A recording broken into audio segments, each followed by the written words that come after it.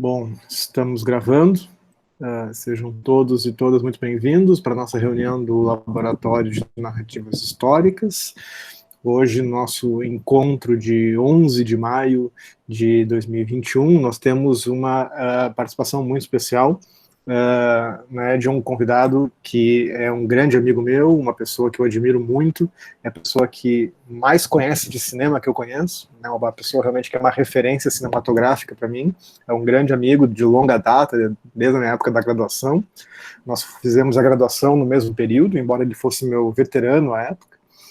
E o Macari foi um desses amigos de graduação que a gente leva para a vida, aí, é um grande parceiro e um interlocutor de sempre. Tá? Então, hoje nós temos então, a honra de ter o Macari conosco, Alexandre Macari Ferreira, que tem graduação em História, tem graduação em Letras também, ele tem dupla graduação, tem mestrado em Integração Latino-Americana e atualmente é doutorando em Comunicação Social pela Federal de Santa Maria, correto, Macari?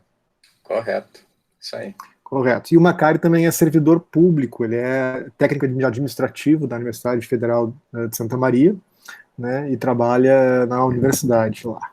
Então, hoje ele vai trazer para nós um pouco dessa discussão em cima do texto do Rodrigo de Almeida Ferreira, né, que é o Cinema na História Pública, o Balanço do Cenário Brasileiro, onde, né, nós vamos fazer alguns itens aí de debate, né, da vinculação entre cinema e história pública, e aí então a nossa metodologia é essa que tu já conhece, Macari, fica à vontade no teu tempo, na tua intervenção, e aí depois a gente faz um bate-papo na sequência, tá? Seja muitíssimo bem-vindo, é uma grande satisfação tê-lo conosco aí hoje.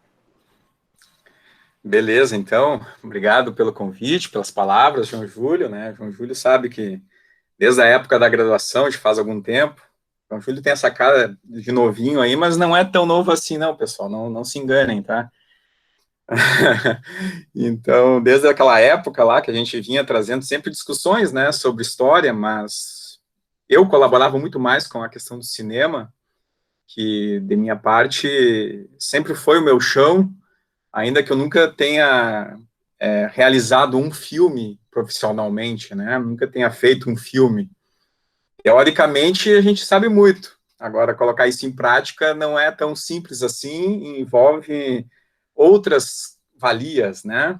Então, fazer cinema no Brasil é muito caro. Fazer cinema no Brasil é uma luta diária. A gente sabe que é necessário, sim, esses fundos de investimento público, né? Então, todos os editais, a Ancine, todos esses funcionamentos que existem para dar suporte para o cinema brasileiro são necessários. As prefeituras também colaboram, os governos colaboram, ou tentam colaborar na medida do possível, com leis de incentivo, né, que vão, sim, fazer com que a arte, e que principalmente no meu caso aqui, quando eu falo e represento o cinema, precisam, né. Então, comparar o nosso cinema, eu digo nosso cinema como o cinema brasileiro, comparar esse cinema com o cinema hollywoodiano é uma comparação completamente estúpida e injusta, porque não há comparação. O nosso cinema é muito mais qualificado que o cinema hollywoodiano. Eu digo isso tranquilamente, seja pelas temáticas, seja pelas formas de construção que se faz, seja mesmo pela proposta cultural que se tem. O Brasil é um país gigantesco que tem diversas culturas, né? Eu estou falando aqui do Rio Grande do Sul, vocês estão aí no Ceará. Então, né, se a gente for pegar as culturas que transitam nesse espaço entre o Rio Grande do Sul e o Ceará, a gente vai encontrar uma dimensão de temáticas extremamente fértil, extremamente possível de ser representado no mundo cinematográfico, e que existem filmes, sim, que fazem isso, e que tentam, né, dar valor a isso. Mas ainda são filmes que, né, saem, assim, de certa forma, de uma cabeça, ou saem de um grupo, de um pequeno grupo que representa o cinema no Brasil.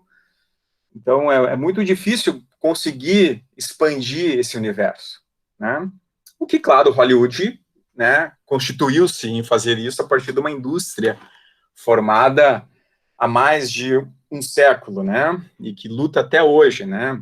Se vocês forem acompanhar as notícias hoje, lá estão em discussão sobre as questões que envolvem o Globo de Ouro, que envolvem o Oscar, que envolvem todas essas questões aí que estão dentro do universo da indústria. Não está no universo exatamente de um filme específico, né? Mas está dentro desse universo que englobam os filmes. Então, para mim, falar de cinema é falar daquilo que eu sempre estudei, de certa forma, desde que eu me tornei acadêmico no curso de letras, alguns anos atrás, e depois no curso de História, que eu pude expandir um pouco mais as pesquisas. Então, eu pesquiso com cinema desde a graduação nas letras, na graduação na História. Nas letras, eu pesquisei cinema brasileiro, com o filme A Grande Arte, do Walter Salles. Na História, eu pesquisei o Alexander Nevsky, que é um filme soviético, do Eisenstein. No mestrado, meu estudo foi sobre o Walt Disney, sobre os filmes do Walt Disney na época da política de boa vizinhança. Teve alguns outros projetos relacionados a isso tudo, né? O João Júlio, inclusive, fez parte de um deles, né? Que foi inclusive eu fui bolsista do Macari, né? Foi bolsista do nosso projeto do Ciclo de Cinema Histórico, né? Que foi um projeto de cineclubismo, de certa forma, mas que não era só cineclubismo, era um pouco de fazer essa história pública, levando o cinema como objeto de discussão, né? Então, isso lá nos idos de 2005, 2006, por aí. Então, esses projetos aí a gente foi fazendo ao longo da história. Depois, quando eu fui professor também, eu sempre levava o cinema como objeto de estudo, sempre enfatizava a importância de a gente utilizar filmes em sala de aula, não como eu aprendi, né, pelo menos quando eu fui estudante de ensino público, do ensino fundamental e do ensino médio, né, que os professores passavam o filme, né, porque passaram o filme, né, ou porque mostravam um exemplo lá sobre a Idade Média, ou mostrava lá alguma ideia do que é um mito. Então, o cinema é muito mais do que isso, né? O cinema não é um exemplo da história, por exemplo, né? Para dar esse exemplo inicial, né? Vocês certamente já têm uma discussão mais aprofundada na graduação do que, por exemplo, quando eu tive, né? Quando eu entrei na graduação, a discussão ainda era muito, muito rasa sobre isso. Quando se tinha discussão sobre cinema, né? Que é um objeto que, apesar já dos anos 60 e 70, ele já está, né, nesse métier de discussão sobre objetos da história, a partir da nova história, da Escola dos Análises, ele, ainda hoje, ele sofre resistência por parte do historiador mais conservador, né, que tem dificuldades, muitas vezes, de perceber, por exemplo, que a ficção é um caminho, sim, de discussão histórico, é um caminho de problematização, é um caminho para ser refletido, né? E o cinema, majoritariamente, é ficção. O cinema, na sua essência, né, ele surgiu não como ficção.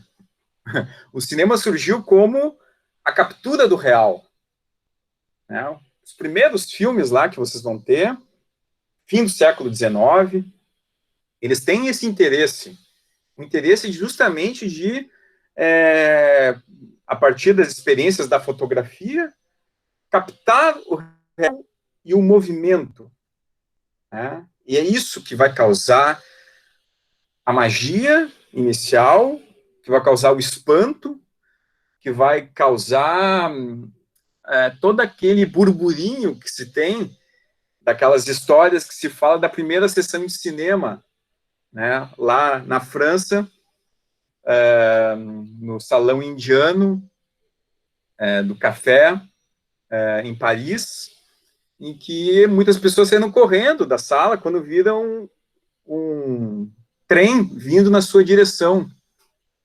Isso aí faz parte, né, da fábula da criação, né, desse mundo, né, da exibição do cinema.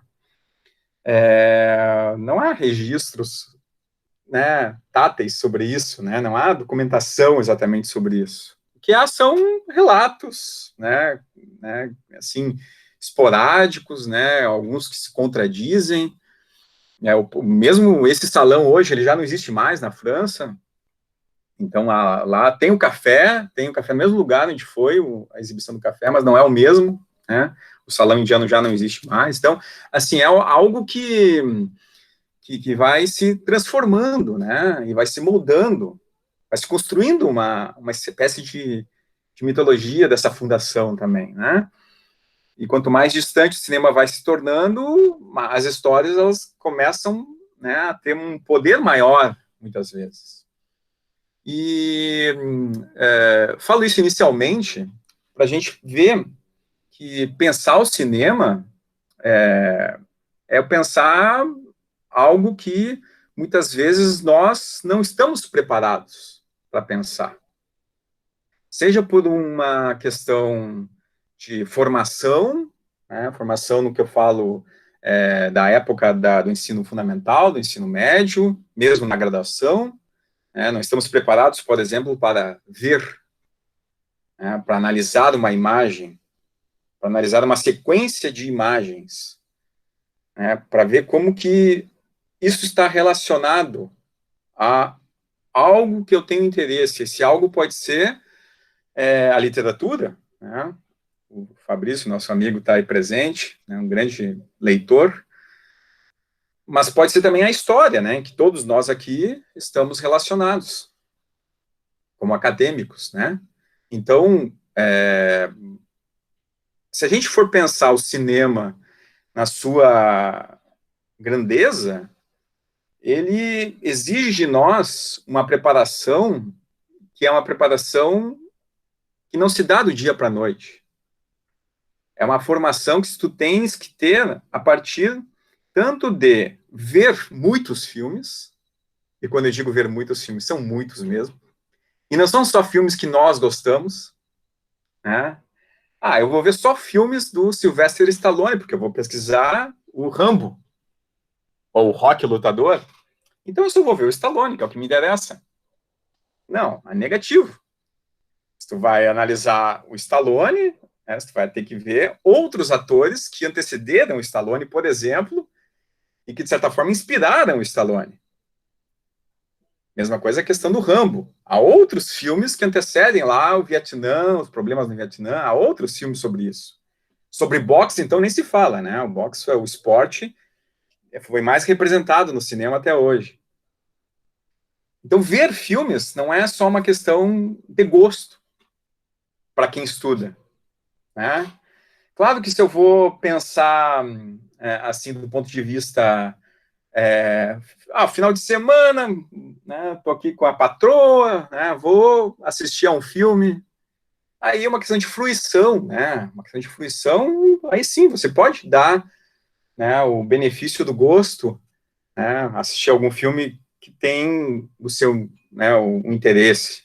Né. Agora, se você vai utilizar o cinema como um objeto de estudo, como o filme como algo para ser analisado, não. O filme, ele é para ser estudado na sua mais ampla dimensão e na sua mais curta formação.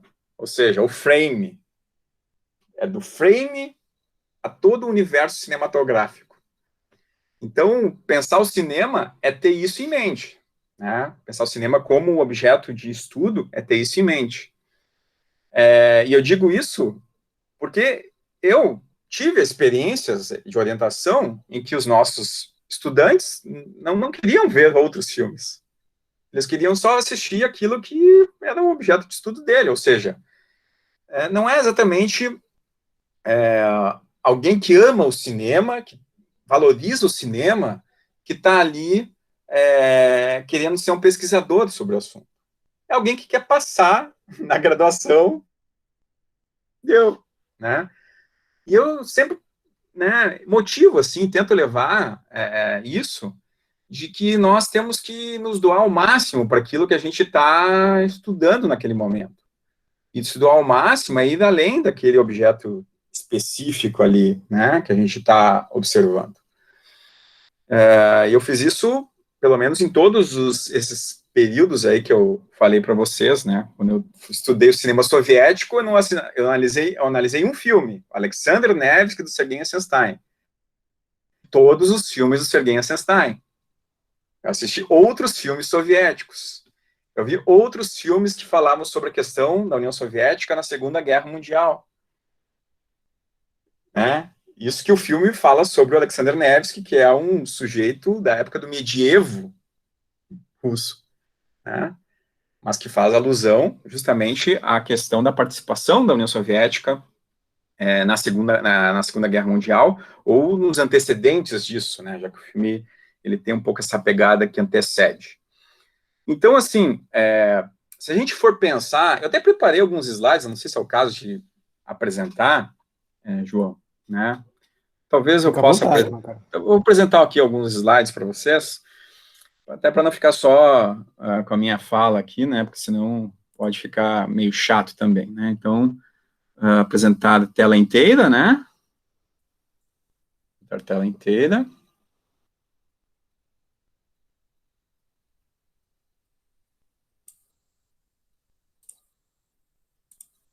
Só me diz se estão conseguindo ver. Sim, agora estamos vendo. Tá? Estão vendo aí? Sim. Beleza, então eu vou passando, né? Então, assim, eu sempre, né, preparei essa fala aqui, dentro desse tempo que o João me passou aí, para a gente discutir também o texto, um pouco do texto do Rodrigo Ferreira, né? Porque o texto do Rodrigo, ele é um pouco dessa questão aí, né? De pensar o que está se pesquisando sobre cinema e história pública, no caso, entre 2011 e 2015, né? E o que esse balanço significa, né? Eu sempre me considerei, né, pesquisar cinema, né, dentro desse universo de levar para uma discussão pública, né? Claro que a discussão do conceito em si, a gente não fazia isso lá no início dos anos 2000, né? Não tinha esse tipo de discussão, né? Mas sempre procurei, né? Por exemplo, levar algumas problemáticas que eu tinha para artigos de jornais, algumas questões nesse sentido, né? Levar para um público que não é exatamente o acadêmico, né? E o cinema, ele é um desses espaços que mais... o cinema, a televisão, o audiovisual, de forma geral, né? Ele é um desses espaços que hoje ele mais discute com temas históricos e que muitas vezes faz com que as pessoas se convençam de que, ao ver algo, você está vendo algo verdadeiro, né? Quando sabemos que isso também é algo passivelmente de discussão, né? Então, quando a gente utiliza filmes em estudos acadêmicos ou em sala de aula, né, a gente tem que sempre pensar algumas questões, né? Por exemplo, filmes para o cinema e filmes para a televisão são iguais? Vocês já fizeram essa discussão? Já pensaram sobre isso?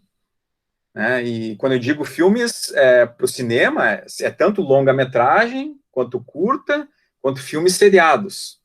E mesma questão para televisão, né? Também tem curtas, tem longas, tem filmes seriados, tem séries de TV, tem minisséries, tem outros tipos de representação. Né? Então, não são a mesma coisa, né? Filmes, eles não são a mesma coisa no sentido de que a mídia para que eles estão sendo programadas é distinta.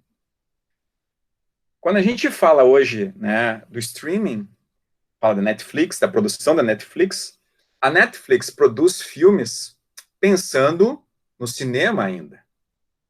Boa parte dos filmes que a Netflix faz, ela pensa no cinema. Porque o interesse da Netflix hoje é se consolidar ainda como uma produtora de filmes para o cinema e, claro, séries de televisão.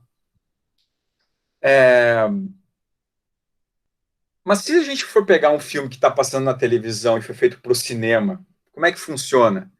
A gente vai ver que, muitas vezes, os filmes que passam na televisão, por exemplo, eles estão com muitos cortes, né? Assim, se for de televisão aberta, então tem as propagandas, né? Mesmo o canal fechado hoje, tem alguns que tem propaganda no meio do filme, né? Enfim, uma coisa horrível. Mas a gente vê que esses espaços aí, eles são feitos por alguém que programa o filme.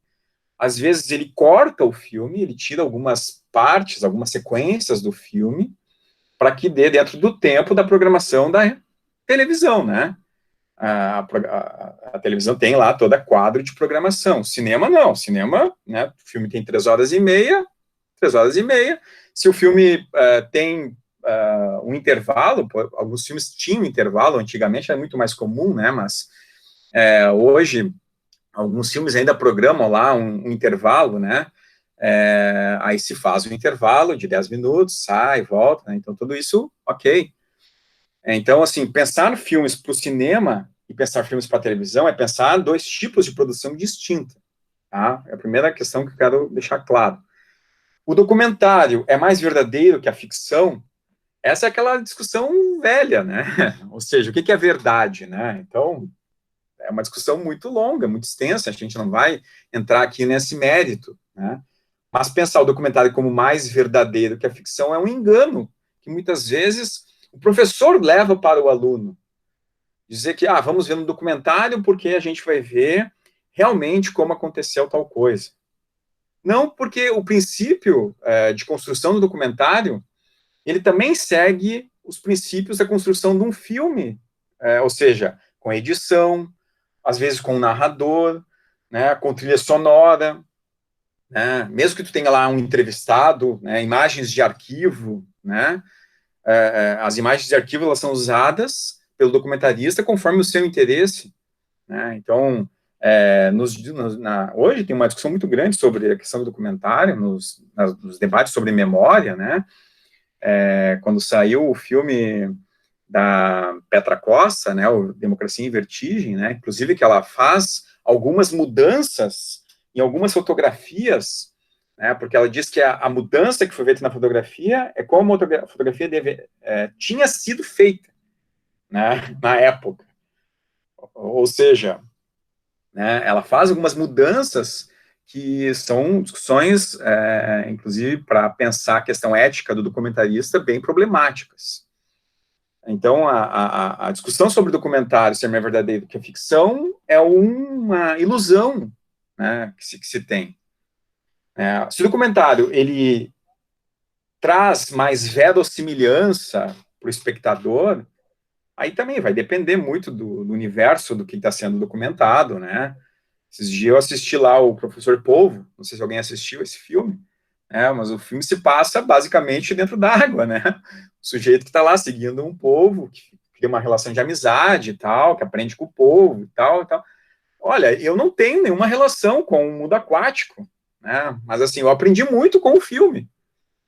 Então, assim, se tudo aquilo é verdade, eu não acredito muito, não, né?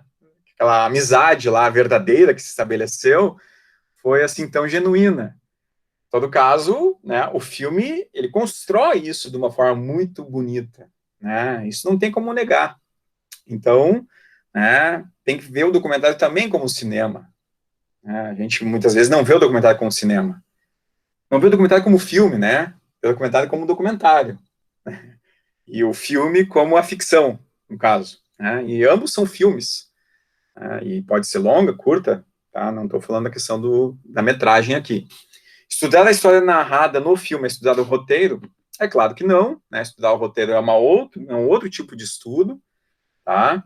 Estudar a história narrada no filme, ela basicamente vê o que está sendo dialogado, né, na obra.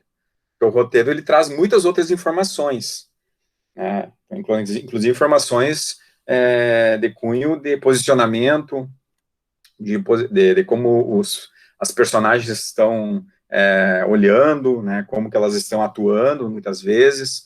Então, são análises distintas, assim, né? Filmes de Eras Silenciosas são mudos? que vocês acham, né? Os filmes são mudos, da época silenciosa? Não, exatamente, né? Também não.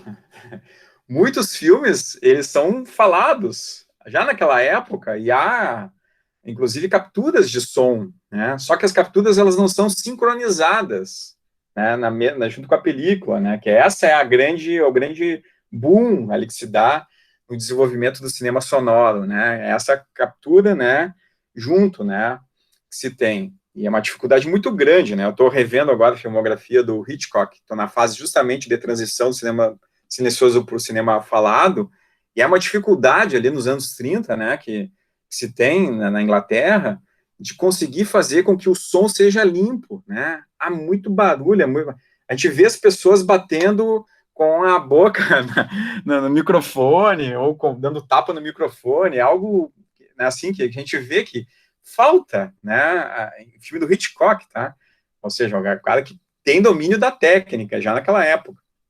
Então, a gente vê que o cinema sonoro, né, que a gente conhece hoje, não se imagina sem, por um tempo ele foi silencioso sim, mas não exatamente era mudo, né?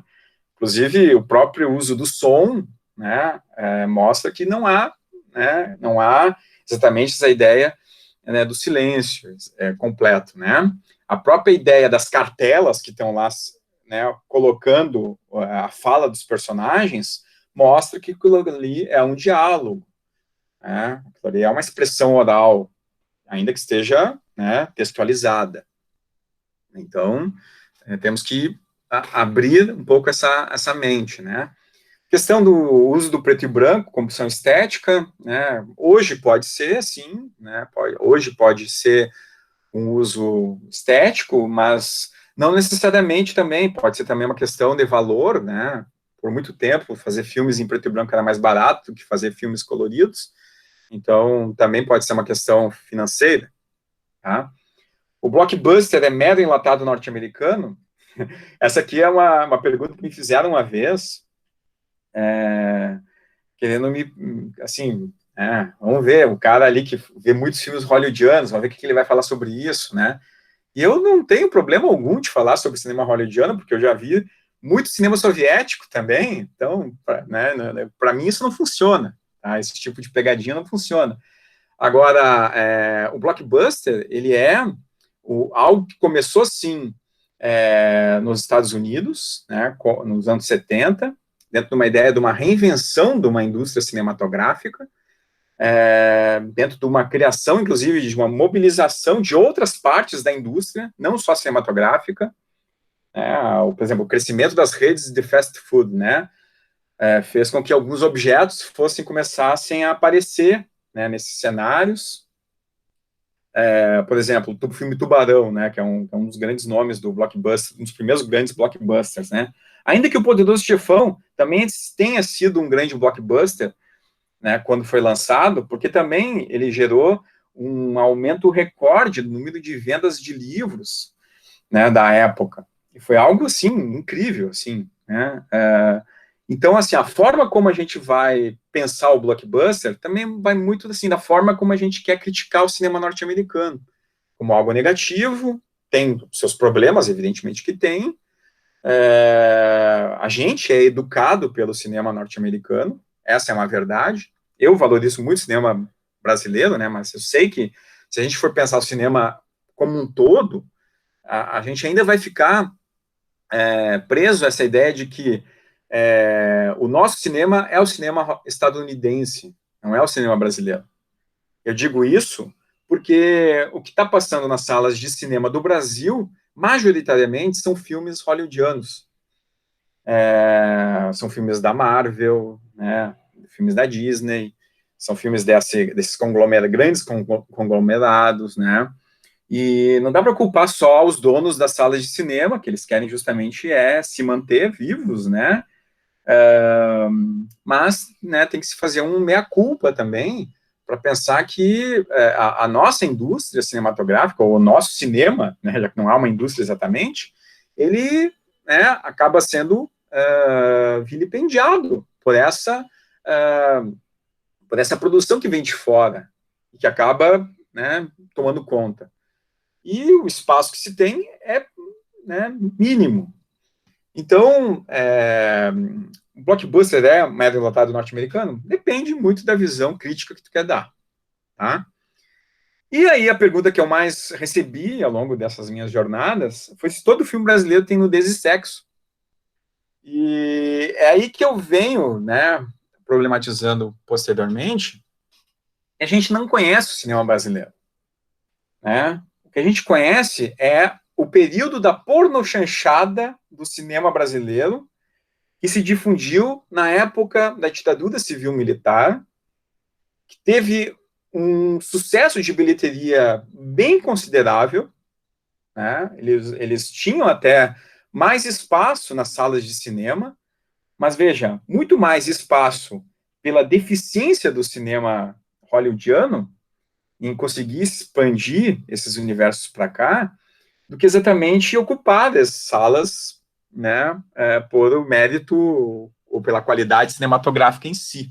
Né? Há boas pornochanchadas, né, que a gente sabe, né, que foram realizadas, Dona Flor e seus dois maridos, por exemplo, é uma delas, Os Inconfidentes, que é um filme bem divisivo ali, que fala sobre a questão, né, do Dom Pedro, enfim, né, então a Chica da Silva, né, tem pornochanchadas que são bem pensadas, assim, inclusive dentro de uma ideia de contexto histórico, né, pensar o contexto histórico brasileiro.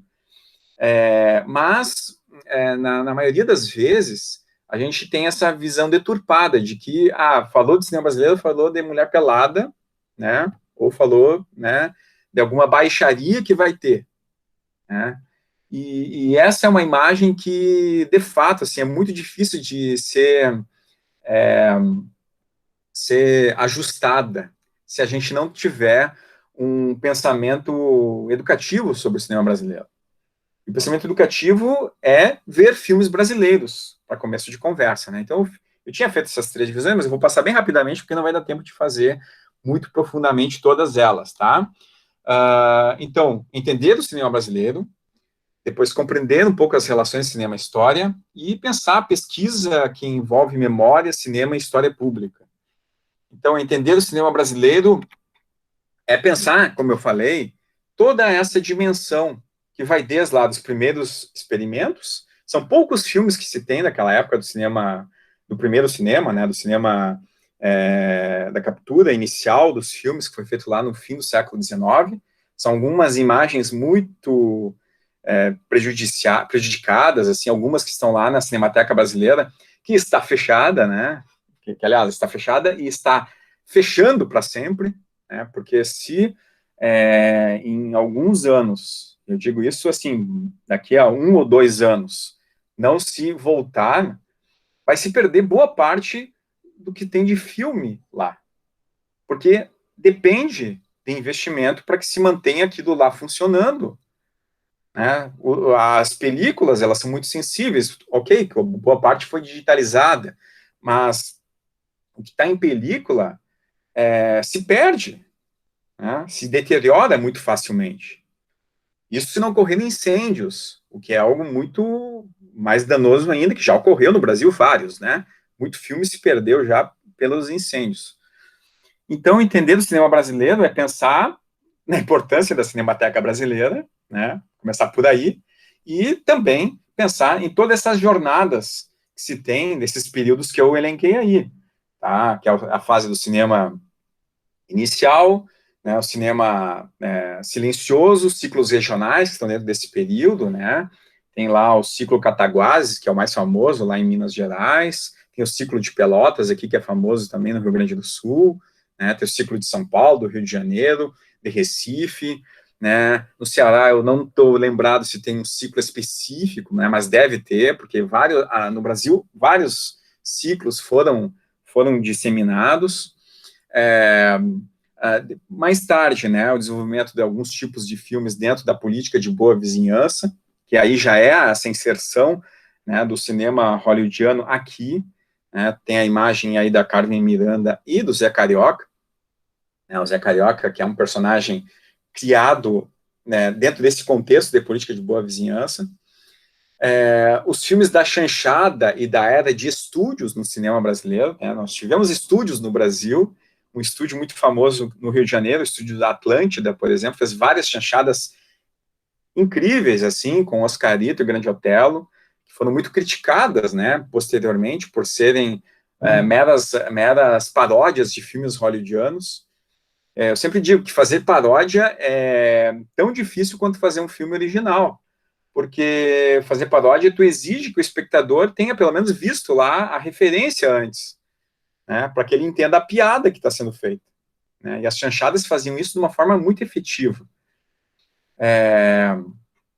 Depois, né, eu grifei, né, que são os momentos marcos do nosso cinema mundialmente, né, que é o cinema novo, aí a imagem do Glauber Rocha, né, que é um desses pilares aí, né, que se tem no Brasil. Nelson Pereira dos Santos é outro grande nome, o Rui Guerra, né, que está aí até hoje também, né, o Rui Guerra participou esses tempos aí de uma fala, né, é Tudo Verdade, né, sensacional as falas do Rui Guerra hoje. O cinema marginal, que é já uma ramificação aí do cinema novo, né, ele é mais urbano, mais paulista, vamos colocar assim. As pornochanchadas desenvolvidas ali na época da fundação da Embrafilme, na época da ditadura civil-militar, né, nos anos 70, e que se alongaram até o fim dos cinemas, o fim dos cinemas praticamente os fins do cinema de rua, né, os cinemas de calçada, esses cinemas, né, tradicionais no Brasil, e também o fim do cinema, quando o Fernando Collor acabou com a Embrafilme, acabou com o cinema brasileiro. A gente ficou 2 anos sem nenhum filme sendo produzido no Brasil, né, a partir de uma medida do senhor Fernando Collor de Mello, né, o caçador de Marajás. E depois, lá com o Itamar, as coisas foram voltando um pouco, né, teve o tal do cinema da retomada, o Brasil passou a ter novos filmes sendo disseminados internacionalmente, né, na época, alguns foram indicados ao Oscar, né, o Quatrilho, o Que é Esse Companheiro, né, o Central do Brasil, que é um grande representante, grande filme, né, então o cinema da retomada, ele pega isso, e o cinema da pós-retomada é cinema já do século XXI, é um cinema que já tem uma outra voz, uma voz já distinta desse cinema da retomada, né, é uma voz já inquisidora, eu quase diria, dessa forma, né? E talvez a gente esteja vivendo, no atual momento, o fim do cinema da pós-retomada, né? Justamente com esse descaso brasileiro que se tem em relação ao audiovisual, em especial ao cinema, né?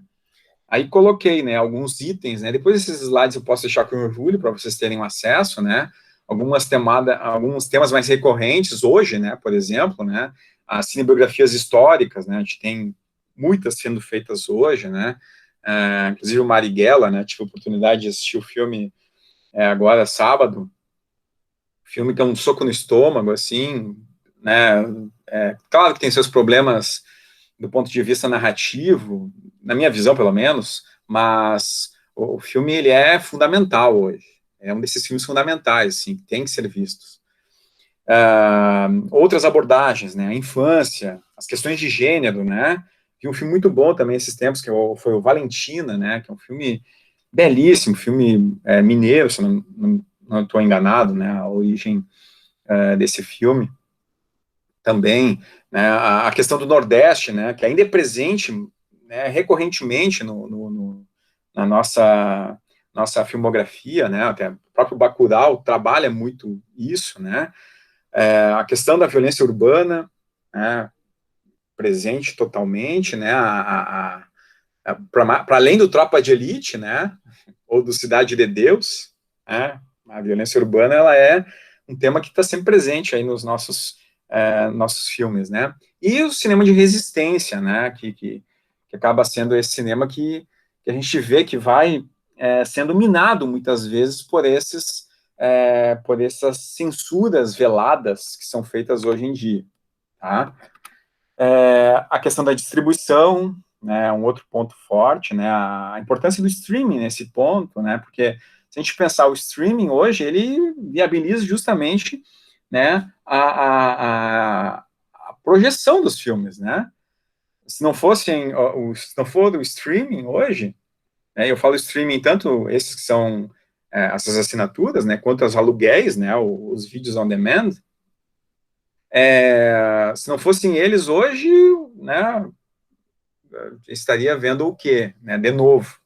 Há muito o que ser visto, tá? Mas a gente estaria vendo o quê de lançamento, por exemplo? Não estaria vendo nada, né? Então, porque os cinemas estão fechados ainda aqui, né? Pelo menos em Santa Maria estão, né? Não sei como é que está aí no Ceará. Então, assim, né, o cinema brasileiro ele se dissemina, né? E aqui eu coloquei algumas premiações que vocês já ouviram falar, porque elas são as mais representativas e é onde o cinema brasileiro ele já, né, pintou em alguns momentos, né?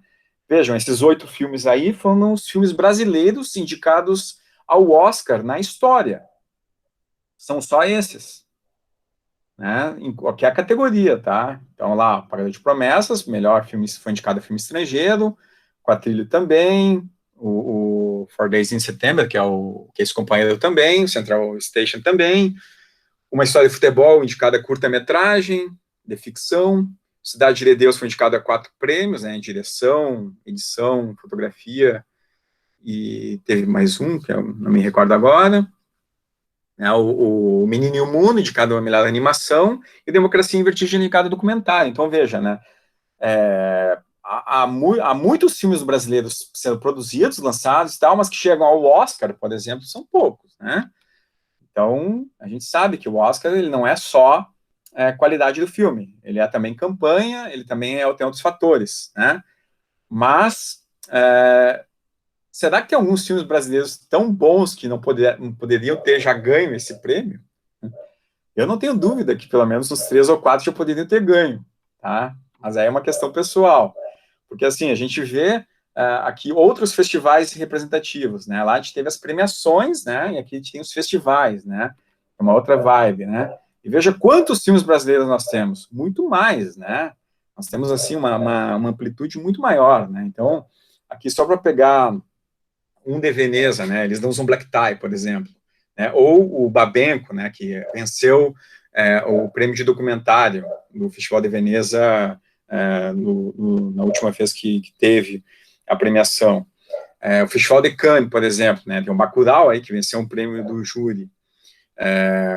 O Antônio das Mortes, que venceu o prêmio de diretor, né? Que é o Dragão da Maldade contra o Santo Guerreiro. Entre outros tantos, né? O Pagador de Promessa, que venceu a Palma de Ouro em Cannes. Então, a gente tem muitos filmes brasileiros em Cannes. E em Berlim, né, que a gente teve recentemente a exibição do Marighella, né, que foi uma exibição daquelas engajadas. Então, assim, a gente vê que, quando a gente pensa o cinema e ver filmes, eu me alio muito a essa ideia do Arnaud Guiguet, que fala, né, que o cinema, né, pensado como uma experiência de vida, ele pode marcar profundamente a nossa existência. Porque se a gente tem uma relação, né, de proximidade com a arte, e aí, claro, a arte pode ser literatura, pode ser artes plásticas, pode ser música, pode ser dança, pode ser várias, né? Mas quando a gente pensar no cinema, né? Se a gente pensar essa relação, por menos filmes que as pessoas assistam, elas vão sempre identificar, né? Ou um artista, ou um ator, ou um personagem, ou um momento, ou mesmo uma vez que ela foi no cinema. E essa vez que ela foi no cinema, foi essa experiência que marcou e que está lá em algum lugar da memória dela. Né? Então é uma troca, né? Não é apenas o filme pelo filme, não é apenas lá assistir muitos filmes, ela é algo que transforma as pessoas, né? E ao transformar as pessoas, ela também pode transformar o mundo, né? Então aí, compreender as relações entre cinema e história, né? Então, se a gente for pensar, né, quais são as relações? Diversão. Ué, sim, né? Diversão. Porque, assim, são as conversas, o entretenimento. Esses pontos, eles estão presentes em qualquer fala que se tenha, mesmo no mundo acadêmico. né? No momento lá que tu tá num bar, conversando com um colega, sei lá, veio algum assunto lá, surgiu um personagem, e tu quis começar a falar sobre o assunto, daqui a pouco tu falando de cinema. Um bar, né? Numa sala de aula, alguma piada que tu lembra, tu assistiu em algum filme. Enfim, a diversão, ela faz parte, né? Ou seja, cinema, sim, é entretenimento, não há como fugir disso, né? É entretenimento, é um dos pontos. E a emoção, né? Porque para provocar emoção, ela tem que ter a capacidade de envolvimento, né? Ao mesmo tempo que tu tem o envolvimento, tu tem o distanciamento. E é isso que é esse jogo de envolver-se e distanciar-se que vai fazer a capacidade de tu ter um olhar específico para um filme determinado, né? Eu, por exemplo, agora analiso para tese, né, vários filmes sobre ditadura civil militar na Argentina, no Brasil e no Chile, mas eu analiso só sequências de tortura. Então, assim, o primeiro contato que eu tenho com os filmes, já tive com os filmes, é aquele contato, né, de choque, de horror, de impacto. O segundo, já tem que estar preparado, né, para ter uma outra leitura daquilo ali, né? Mas veja que essa outra leitura não vai apagar a primeira leitura que eu tive. Não apaga. Então, isso é um ponto que é importante. A gente não pode ser frio o suficiente para fazer um estudo e nem caloroso demais, né, para botar fogo, né, naquilo que a gente vai querer defender posteriormente. Então, a gente tem que, né, encontrar o equilíbrio nessa relação emotiva. A razão, né, evidentemente, né, a mensagem, o entendimento, a compreensão, tudo isso partir, né, de um preceito de ver e rever os filmes, né, já é passado, né, essa discussão do cinema como documento, apesar de que hoje ainda tem pessoas que não entendem o cinema como documento, enfim, né, eu sempre digo assim que a história ela é algo que está ela é muito mais valorizada do ponto de vista da escrita, porque na época que a história se fomentou como ciência e se organizou como isso, era o escrito que era o majoritário, o mais destacado, o mais importante e o que tinha valor, né?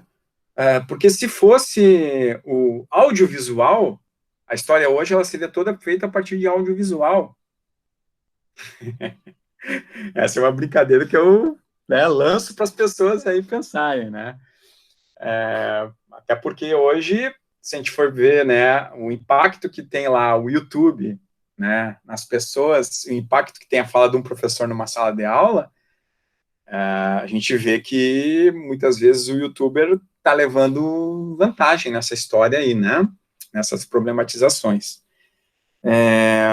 Bom, e a discussão arte e ciência, que também é uma discussão que é bastante longa, né, não vou entrar aqui nesse mérito, né? E aí, entre os estudiosos, assim, eu sempre penso, o ponto de partida para pensar os estudos em cinema, do ponto de vista da ciência, pelo menos, claro que lá no século XIX já tinha autores que falavam sobre a importância do cinema, né? Na década de 10 teve lá, inclusive, alguns artistas que fizeram, né, declarações sobre a importância do cinema como arte e tal, mas foram os teóricos da escola de Frankfurt que começaram a desenvolver mesmo o senso crítico disso, né? O Walter Benjamin é um dos primeiros, né, com a obra de arte na época da reprodutibilidade técnica, que é um ensaio fabuloso, assim, que é onde o cinema aparece, de certa forma, pela primeira vez. Ele cita o Chaplin, inclusive, como um contraponto à análise que ele faz, né, porque, afinal de contas, ele coloca essa ideia da perda da aura, né, essa aura como, não como algo, aura não como algo, digamos, ligado a outro plano, né, mas aura como algo único de uma obra de arte, né, ou seja, aquilo que, por exemplo, a Mona Lisa possui, né, ou seja, alguém já viu a Mona Lisa no Louvre? Porque, pelo Walter Benjamin, a única possibilidade de encontrar a aura seria ter essa possibilidade de acesso à obra original, né? Não a sua reprodução. Então, aí que está a discussão, né, que se tem a partir dessa ideia do Walter Benjamin. E o cinema, é claro, o cinema é reprodução. E aí perderia a aula, né, dentro de uma ideia dessa discussão benjaminiana, mas a perda da aula, que também seria, né, uma possibilidade de perda de memória, porque é a partir desse contato da aula que tu tens com a obra de arte, com o contato que tu tens com, né, com aquilo ali na tua frente, com aquela experiência, tu vai poder guardar essa obra de arte apenas na tua memória, e não mais uma reprodução de fotografia, por exemplo. Enquanto que no filme, tu vai poder ver o filme várias vezes, o mesmo filme. E a crítica que o Benjamin mesmo faz a si mesmo é pensar o Chaplin, porque o Chaplin, mesmo sendo, produzindo obras que se repetem, produzindo obras que trazem um senso cômico, muitas vezes, ele traz uma possibilidade de reflexão social. E isso, de certa forma, digamos que é a antítese da tese do Benjamin, né? Porque fomenta justamente a ideia de pensar o cinema como um veículo positivo, né, dentro da ideia da discussão da Escola de Frankfurt pelo Walter Benjamin, né, que foi um dos primeiros teóricos a pensar o cinema, junto com o Krakauer, né, que esse sim tem inclusive um estudo de teoria do filme, né. O Krakauer, ele foi muito além de simplesmente pegar o filme. O meu tempo já foi, né, João? Mas vou falar mais uns 10 minutos, tá? De pensar o filme para além, assim, dessas questões estéticas, né? Ele pensa o filme como uma questão psicanalítica, muitas vezes, né? Então, ele traz lá elementos do Freud, né? O Krakauer é um desses grandes autores aí que vai fazer com que o cinema ele tenha uma disposição para reflexão muito maior, né, do que se tinha até então. E o Adorno, ele traz essa lógica crítica, por exemplo, à visão do Benjamin, a lógica da visão negativa, esse negativo entre aspas, do cinema pós-Auschwitz, porque é justamente aquela discussão, né, de que não poderia se fazer mais poesia após, né, Auschwitz, após o Holocausto, enfim, né, e aí o cinema entraria dentro de uma visão negativa, né, a partir desses pressupostos, além de ser, claro, uma crítica muito grande, assim, ao cinema hollywoodiano que o Adorno faz, né, mesmo que o Adorno depois vá lá ser professor em Nova York, vá lá assistir muitos filmes hollywoodianos, né, e, enfim, então, assim, a visão do Adorno, ela não é exatamente, assim, uma visão anti-cinema, né, é uma visão pessimista, né, do cinema, né, que aí, se a gente for pensar hoje com os filmes da Marvel, que eu assisti todos, tá, mas é um pouco isso, né, é uma visão quase de reprodução de série, né, que tu tens ali, né, e que tu vai reproduzindo alguns personagens, né, trocando o nome, né, simplesmente colocando um fundo verde e fazendo todas aquelas funções de ilusão, né, que já se fazia lá nos anos 1900, tá, com o Georges Méliès, por exemplo, já se fazia muito trucanagens, né, com a câmera, e muitas ilusões que hoje a gente ainda se surpreende.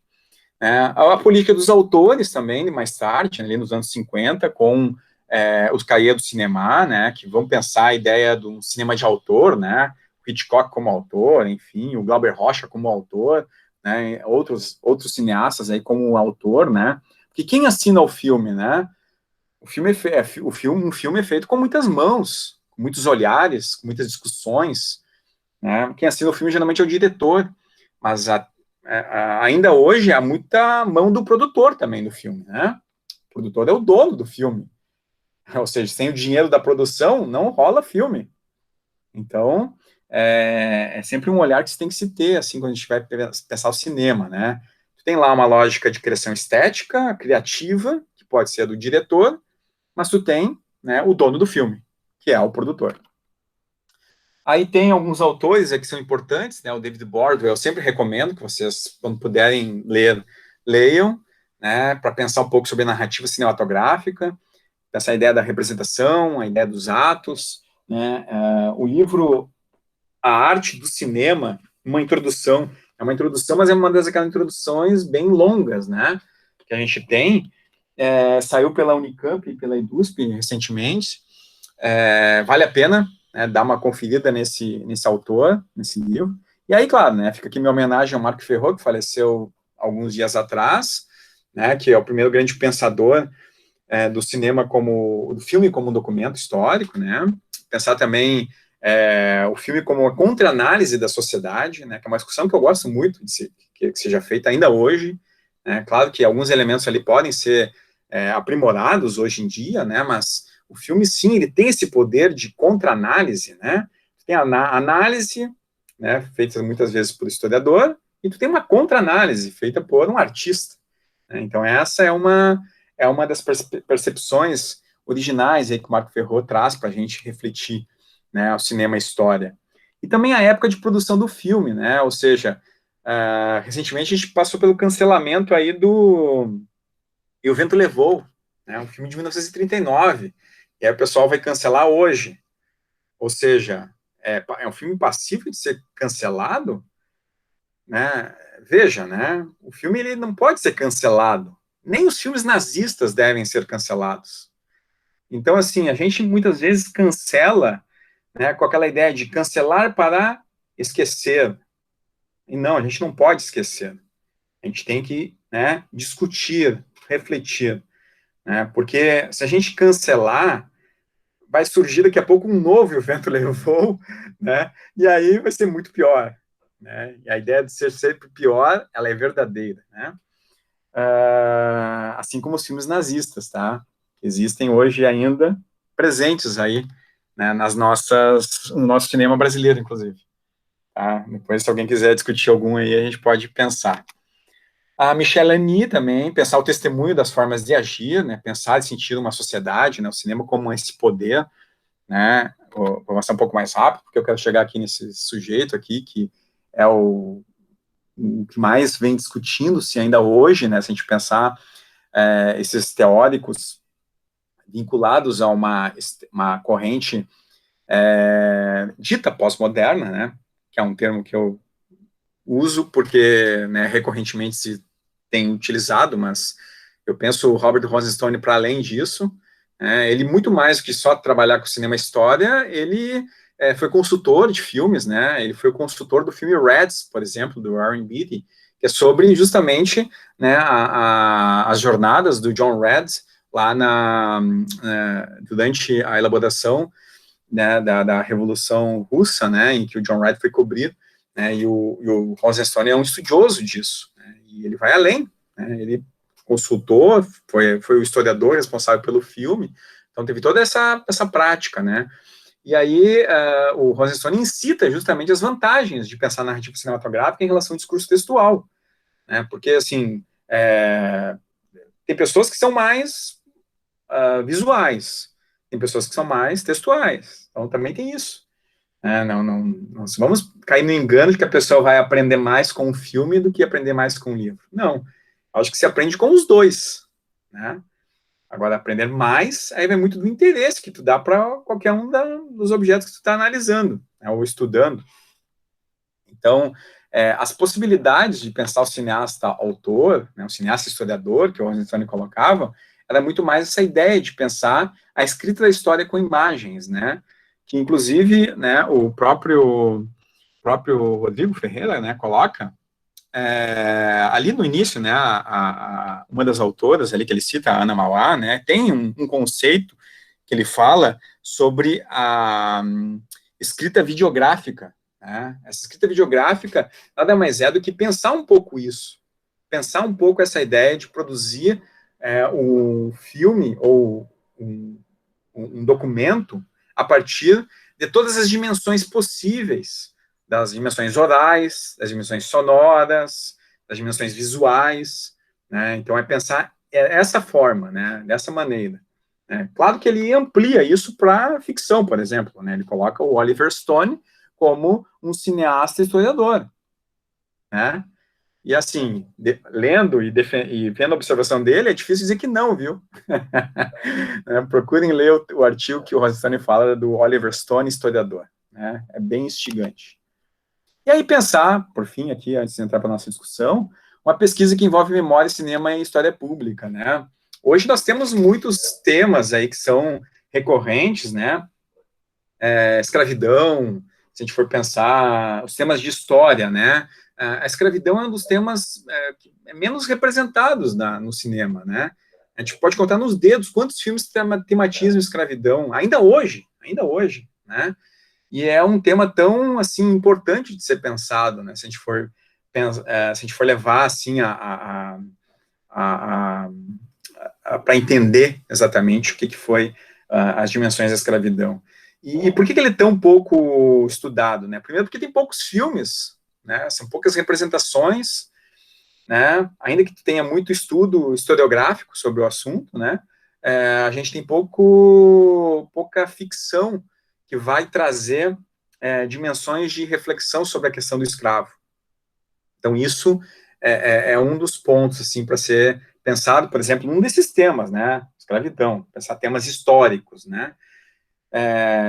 Eu, por exemplo, estou trabalhando com a ditadura, né? Tudo bem que é uma ditadura aqui quase que envolve o Cone Sul, né? Eu falo do Chile, falo da Argentina e falo do Brasil, mas é uma operação Condor aí, dentro dessa ideia de filmografia que eu estou analisando. Então, a ditadura é um outro tema forte, né? O período da década de 50 ali, JK, Getúlio Vargas, né? Nós temos períodos históricos, assim, que são bem destacados, né? E boa parte deles tem uma vinculação estética, inclusive, né? Então, o cinema novo, por exemplo, a gente vai ver boa parte dos filmes falando sobre o Nordeste. Muitos filmes sobre o Nordeste ou sobre a favela. Então, tu tens esses dois pontos, né? O cinema de retomada, ele já tem algumas temáticas, que, por exemplo, que vai tratar da imigração, tratar da ditadura, vai tratar, né, da questão do Nordeste ainda, né, da infância, um outro tema muito abordado. E o cinema da pós-retomada é questão de gênero, é o trabalhador, é a questão da empregada doméstica, que aqui eu trouxe a imagem, né, justamente da Regina Casé, né? Então, assim, né, os temas históricos, eles estão presentes, né? Basta ver como a gente tem o olhar sobre eles, né? Temas politizados é outra abordagem, né? A gente comentou rapidamente ali do Bacurau no início, né? Bacurau é um filme extremamente politizado, assim, que tem essa... Ainda que o diretor às vezes fala que não é só isso, né? É uma ficção faroeste, é uma coisa meio assim, tá tudo bem, né? Mas tu vai assistir ao filme, tu tem um outro impacto, né? Afinal de contas, tu tá ali vendo o Brasil hoje, né? Então, não tem como dizer que não, né? Então, a política, ela é presente dentro dos nossos filmes. E falo isso em relação ao Bacurau, mas falo isso também em relação a filmes, né, como, por exemplo, A Lei é para Todos, que é um filme pró... É um filme que critica, que é pró-prisão do Lula, né? É um filme que defende lá o advogado, que eu não vou falar o nome do cara, né? Foi advogado, depois foi ministro, depois virou não sei o quê, tá? Não vou falar o nome do sujeito. Então, assim, A Lei é para Todos, quando foi feito como um filme politizado também, né? Mas politizado pela direita, né? Politizado pelo outro lado. Então, nós temos filmes de direita, nós temos filmes com uma vontade de esquerda, nós temos filmes que tensionam isso, né, hoje. A qualidade artística dos filmes brasileiros, eu sempre falo assim, ela equipara-se com a maior parte do cinema mundial, né, até com lugares que têm maior investimento, né. Se a gente for pensar no cinema brasileiro, cinema francês, por exemplo, a França tem muito mais investimento, tem muito mais filmes, mas a qualidade estética dos filmes, ela se equipara, inclusive com o som. O som hoje melhorou muito no Brasil. Então, é um ponto que, às vezes, a gente tinha dificuldade, mas sabe o que a gente tem dificuldade? De escutar um brasileiro falar no cinema? Porque a gente não está habituado, a gente não está acostumado, né? A gente está acostumado a ler legendas. Quando começa a ver filme sem legenda, filme em inglês sem legenda, tu vai ver que tu vai ter dificuldade depois de ver filmes em inglês com legenda, né? Então, a dificuldade muitas é essa, a gente está doutrinado, né? Ou em ver filme dublado, né? O que eu condeno, ou ver filmes com legenda. Então, pensando assim, por último, né? As ideias das conexões, né? O cinema que propicia essa conexão comum, né? Do público, né? Essas relações que se tem, né? Seja, né? Numa sala de cinema, seja em festivais, né? A gente vê essa dimensão, essa possibilidade que o cinema possui ainda hoje, né? O filme, né? Também e no cinema, mas também nos streaming, né? Quantas vezes eu tenho que dar dica de filme aí para alguns amigos, né? Que ficam perguntando, cara, e aí, filme tem no Netflix? Né? Dá vontade de dizer, né? Não sei, cara, pesquisa, né? A gente não quer perder o amigo, né? Então né, a gente fala, né? Que se tem ou não, né? Então, enfim. Então, tem sempre essa questão aí de tentar ser isso, né? E o cinema, que exerce, sim, uma capacidade de memória enquanto registro físico, né? Segundo a definição da lei a lei da Asman, né? A memória ars, portanto, né? Ou seja, aquela capacidade de ser uma mídia, né? De tutela gravada para assistir daqui a 10 anos, 20 anos, 100 anos, se tiver conservação, né? Há muito tempo. E enquanto disseminador de experiências, né? Então, que é uma memória de fato, né? Essa memória de fato, ela é essa que a gente tem a partir do contato com o filme, né? É isso que a gente passa a ter. Vou passar rapidamente esse slide aqui. Aqui eu trouxe também aqui alguns filmes que eu tirei os trechos que são os filmes brasileiros da minha tese, tá? Que são os filmes que eu tirei só os trechos de tortura, tá? São filmes que contêm cenas de tortura. Esses primeiros aí que vocês têm, o Bandido da Luz Vermelha, né? O Bandido da Mulher-Aranha, o Beijo da Mulher-Aranha, né, de 85, porque assim, os filmes que eu selecionei, eles todos são a partir do fim da ditadura.